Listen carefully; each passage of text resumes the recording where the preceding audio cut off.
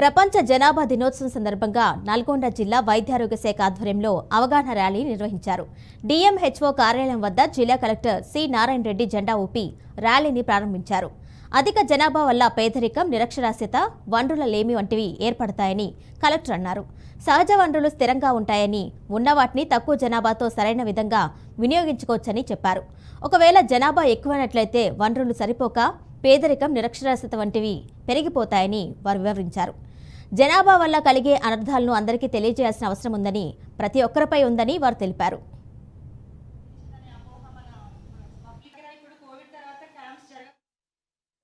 ఎలాంటి అనర్థాలు ఉంటాయని చాలా రోజుల నుంచి మనం చదువుకుంటున్నాం, వింటున్నాం, దాన్ని ప్రత్యక్షంగా అనుభవిస్తున్నాం. అంటే మనకు న్యాచురల్ రిసోర్సెస్ అనేవి భూమి మీద సేమ్ ఉంటాయి, అంటే పెరిగే అవకాశం తక్కువగా ఉంటుంది. ఆ ఉన్న వాటిని తక్కువ మంది జనాభాతో ఉంటే వాటిని ప్రాపర్ గా వాడుకోవడానికి అవకాశం ఉంటుంది.